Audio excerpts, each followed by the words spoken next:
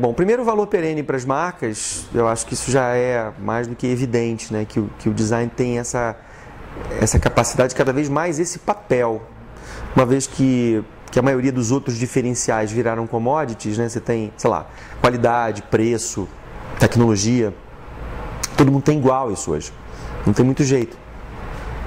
Então o design tem um papel de decidir ali, né? na prateleira, né? Se a pessoa vai comprar uma coisa ou outra. Cada vez mais a decisão de compra se dá pelo design. E, sei lá, a gente tem números lá da Nokia, por exemplo, que diz que 80% das decisões de compra de um celular se dá pelo design. As pessoas partem do princípio que os features estão todos ali, embutidos, né? E que o que vai pesar na decisão do cara é o quanto ele é fininho, ergonômico, né? Legal de interagir. Então, para começar, o valor perene do design para as marcas e para os produtos passa por aí. Depois tem essa outra dimensão, né? Que é a dimensão dessa adequação das marcas, dos produtos, das empresas a um novo paradigma. E o designer tem um papel importantíssimo, uma responsabilidade importantíssima, como eu já comentei, na articulação desse grande movimento. Então, o valor perene se dará também nessa outra dimensão que descola do design de produto em si, né, do design de industrial ou mesmo gráfico, e passa para a dimensão do design como ferramenta estratégica, que tem a ver com o design thinking, né, que é o jeito que a gente olha para as... Então é isso, assim, o design é cada vez sendo um parceiro mais estratégico das empresas, das marcas, no sentido de construir valor, né, valor sustentável para essa companhia. Aí você acha que essa é a parte de design? Tem uma outra questão aí em relação à comunicação, que é bem complicada, e a gente está tendo experiências curiosas em relação a isso, que assim como essa relação do baixo impacto sensorial que eu comentei na primeira resposta, ou seja, as pessoas estão com preconceitos em relação a esses objetos ecochatos, existe um ranço enorme numa dimensão de comunicação quando o tema é a sustentabilidade, por algumas razões. Primeiro, porque muitas marcas fizeram comunicações sobre o tema completamente vazias, evidentemente oportunistas, e as pessoas não são bobas, as pessoas reconhecem isso e criaram uma certa antipatia por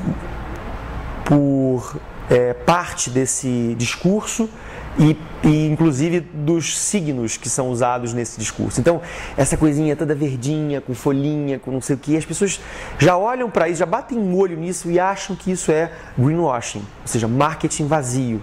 Tem lá uns números, por exemplo, dos consumidores, 89% dos consumidores ingleses não acreditam em uma palavra do que as marcas dizem quando o assunto é sustentabilidade, porque estão escaldados, né?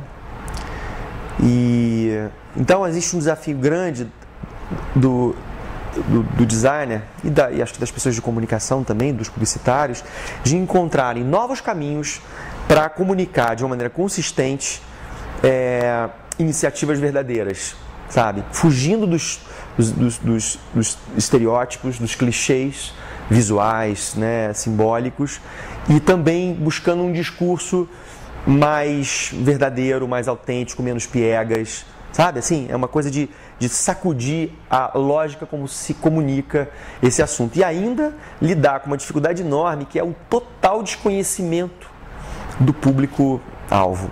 Isso é muito impressionante. A gente fez agora a gente está redesenhando aí os refis da Natura, na parte gráfica e conceito visual. E foi curioso, a gente fez uma pesquisa para testar alguns signos e alguns códigos, para ver se as pessoas conseguiam identificar coisas simples, como o símbolo do reciclável e do reciclado, umas tentativas em relação a signos que pudessem caracterizar um biopolímero, um plástico feito a partir de uma planta, né, de cana-de-açúcar ou de milho.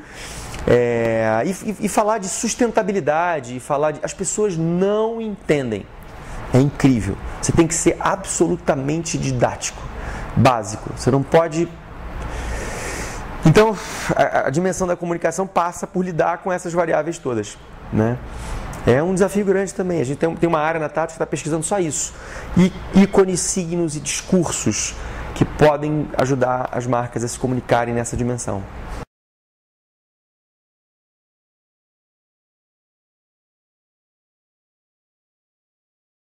Olha, quando aconteceu a crise em 2008, foi um pouquinho antes, eu fiz uma palestra lá no Festival de Cannes, em que eu uso a crise como o estopim de uma revolução que parecia que ia acontecer no mundo, porque, de uma certa maneira, estava desmontando ali uma lógica, né, absolutamente selvagem, e onde a ganância, que é o principal vetor que nos trouxe, que nos botou na enrascada que a gente se encontra hoje, estavam em xeque. Pareciam que estavam em xeque ali, né? Você tinha o mundo desmanchando por conta basicamente da ganância. E parecia que existia uma revisão mais profunda do nosso jeito nosso modo de vida e a maneira como a gente lida com os nossos valores básicos, né, com a própria questão do consumo. Mas, de fato, isso não aconteceu com a profundidade que a maioria dos pensadores e dos observadores imaginava. De um jeito meio artificial, o buraco foi tampado. É óbvio que o BAC promoveu alguns movimentos. Eu acho que ainda existem movimentos em andamento que são decorrência desse momento. Eu acho que ainda virão consequências do que aconteceu. O que eu imaginava era que, para o design, seria uma enorme oportunidade de startar esse processo de revisão. Porque, uma vez que se desmonta, podia ser um atalho muito interessante para a gente começar a revolucionar a nossa relação com o consumo. Mas isso não aconteceu com a intensidade que eu imaginava, nem de longe. Eu acho que se abriram oportunidades interessantes para se pensar, para se discutir, para se propor alternativas, mas ainda num nível tímido. Eu acho que a porrada vai ter que ser maior ainda, assim, porque eu não acredito muito em conscientização, sabe? Eu não acho que isso vai fazer diferença. Eu acho que a gente muda de atitude, primeiro quando dói no bolso. Lembra no apagão? O apagão no Brasil, quando a eletricidade aumentou 30%, as pessoas economizaram 25% da energia elétrica. Em 2 meses, o Brasil diminuiu o consumo. Agora, imagina uma campanha de conscientização para ter esse efeito, né? Então, eu acredito muito na questão do bolso e muito numa outra vertente, numa outra dimensão, que é a dimensão do instinto de sobrevivência. Então, quando o bicho começar a pegar, eu acho que a coisa vai ser mais... os movimentos vão ser mais rápidos. Mas eu acho assim que para o design, a tua pergunta em relação a se isso mudou, se isso complicou, né? A tua pergunta era em relação a se gerou dificuldades e uma mudança de entregas. Eu acho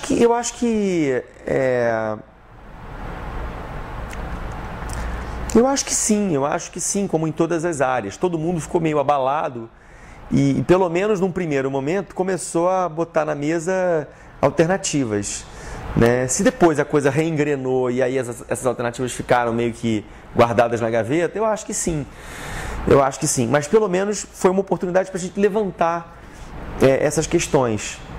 E eu acho que tem mais gente falando hoje do design como uma ferramenta que pode contribuir para essa revisão da lógica que está por trás desse sistema que está em xeque.